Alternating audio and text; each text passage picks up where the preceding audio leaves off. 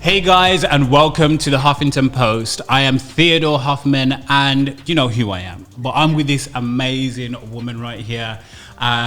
She was referred to me by a friend, Rebecca. Much love to you.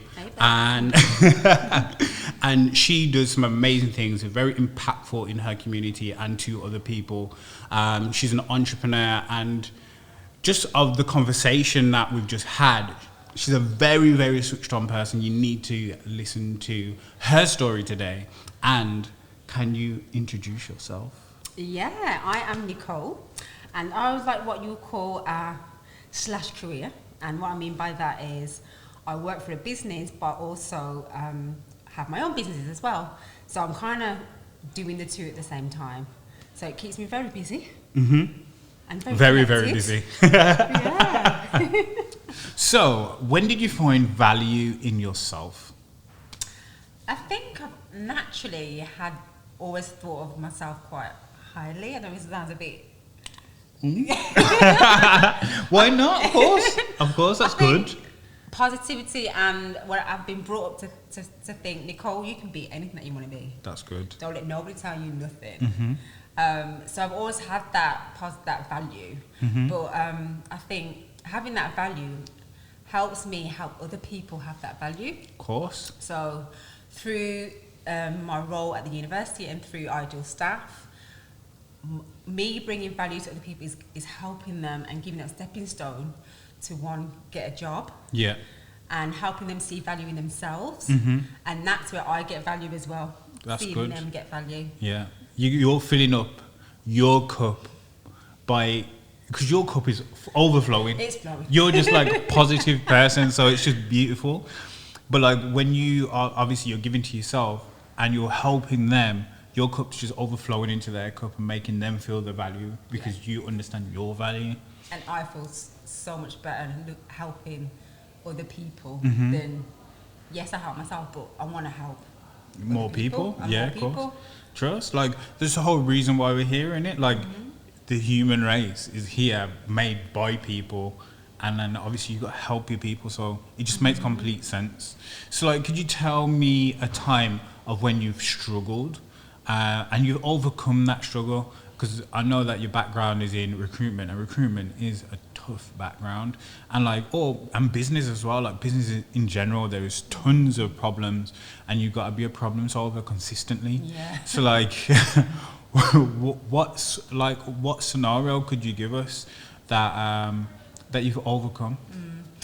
Having a people-based business, and you know, sometimes when you're trying to work with people, you're going to have different personalities, different issues to deal with. And I have two stakeholders. You have the actual staff and you have the clients. So having both of them together and having different issues from both can be quite challenging. For example, if I have scheduled a weekend of staff rotas and staff going out and doing jobs, and then one staff member calls in sick, it's like, whoa, okay. Yeah. Now I need to change the rota. Yeah. Now I need to make the client know, or try and find someone to fit that job role. Yeah. Because what I like to do is making sure that the staff that I'm choosing for certain business, certain clients, fit within that business. Yeah. So it's the right staff member to the business. Yeah. And sometimes that can just throw you off if somebody's not well or there's an issue arises. But you have to have that kind of tact Yeah. and that level of communication Yeah. for both parties. You know, like in that moment, how did you feel? Because at the moment you're like, Jesus Christ. I think, oh my God, why did I choose this business? But it's the passion that works for me. I Making think. sure you're helping. Making sure that I'm helping the staff member, but also helping the business as well. Yeah. You know, because they're gonna need the help, and we've got great staff members that can come and help them and help their business thrive too. Okay. So, like, what makes up an entrepreneur? There's a few things actually. First and foremost, I would say definitely passion. Okay. If you're not passionate about your own brand, who else is going to be? So, and what I mean by passion, I think my passion with my brand is seeing when somebody hasn't got work. Yeah. and like I say, oh, here's a shift for you, and they're super happy Yeah. that they've got money coming in. Yeah. Or they've never worked before and this is their first job. Yeah. And, you know, I can help them on that road to recruitment and help them, you know, stay in stay in a job. Yeah. But also I help them gain skills. Yeah, at of the same course. time. Huge part. Yeah, so definitely passion. I would also say you've got to also be, as an entrepreneur, you need to continuously learn and help your mind and help you, because if you learn new stuff, will help your business grow. Yeah, definitely. You also need to have like-minded individuals around you, because somebody within your team, and what I call tribe, will have some knowledge that you probably don't even know. Yeah. Or if you have a problem, they'll be able to help you. So definitely stick with your tribe. I'd also say, so passion, you've got to learn continuously. I'd also say you need to be thick-skinned as well, Yeah. because it ain't easy. Yeah, definitely not At easy. all. And you're going to have bumps in the road, but hopefully the passion will make you, you know, work harder, get through those troubled times, and then get back onto the road of success. You probably as well, you didn't need to have an accountant Yeah. to help with those figures. Yeah, the numbers. Trust, the numbers. With those numbers. If the numbers are low, Oh. you're in trouble. Can you give us a bit of background about how you started your business? Like, how did your journey start? Is it just something that you thought, oh, I need to get these people jobs? Or is it more like you just had a keen interest in recruitment? Or did you work in recruitment and say, you know what, I probably could do this better? Well, I never worked in recruitment in my life. So all of this was driven by passion. Okay. And I wanted to help. I wanted to provide jobs for people that need it. Because with the roles, they're very flexible. They're different times of the day, and it's, you know, if you're working a busy, especially a student life, or you have some people have two jobs, and then this one fits because we did a lot of nighttime work. Yeah, okay. So it was a more flexibility for some people who needed that kind of flexibility as a role. So I think it was more of a, do you know what, there's a market, let's get it out there. And then clients, that's when we started to get clients, and I was like, okay, there definitely is a market now. Yeah. Let's go in. So I think, first of all, just trying it, which was great, success, and it's like, okay, definitely a market for it, so let's keep going. So it's more passion. More passion driven. In. Okay. You know, with I know that you mentioned like processes and procedures before. When do you think is the best time to start actually developing your processes and procedures for your business?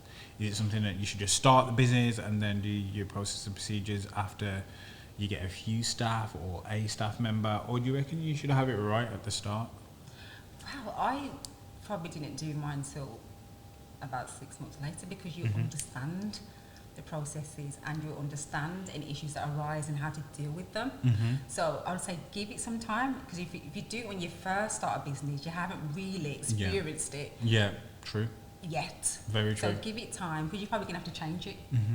So to save that time of changing it all, give it 6 months maybe, 6 months to a year, and then get through the teething problems. Get through all the little teething issues, and then you'll be fine for the next time. But you might still need to change it after that. Yeah. It's a constantly evolving thing, definitely. Yeah. People need to also see their business as if it's an actual person.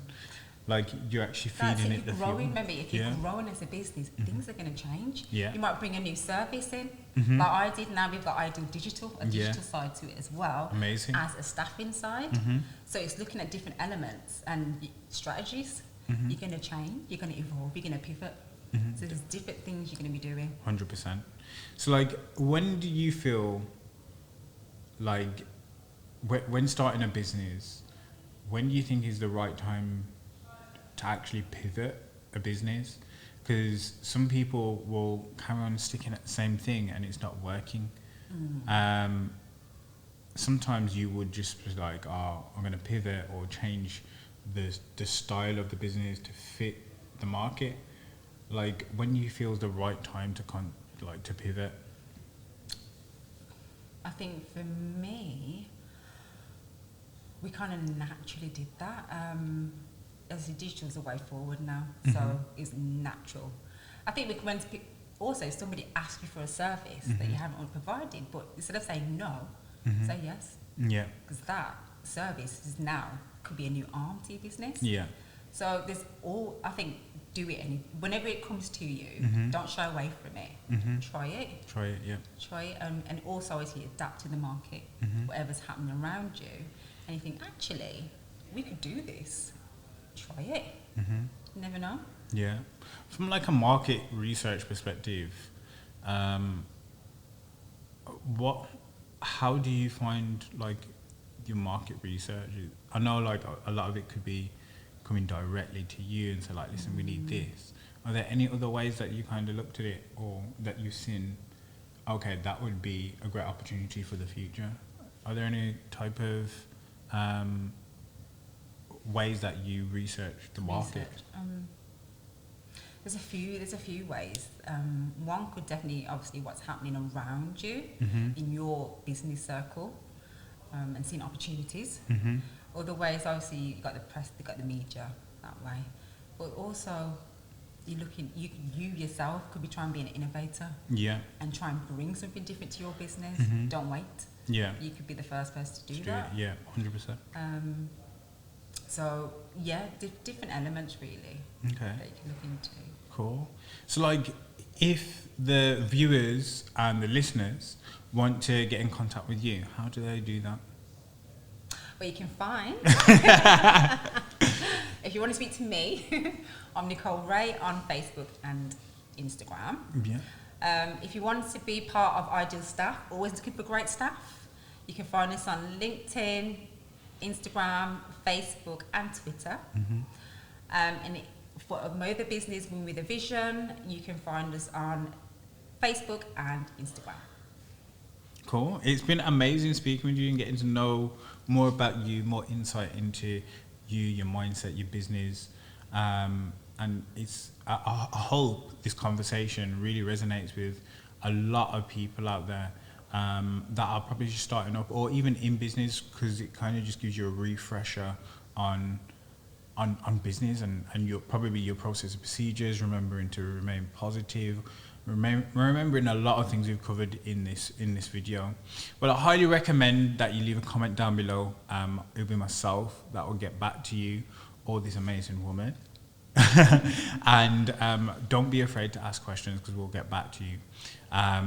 Also, share this with the entrepreneur that's probably thinking about starting or actually struggling in business, or just an entrepreneur just in general, because the best way to learn is to actually listen to people that are actually doing it, and hence the reason why I was setting up the Huffington Post.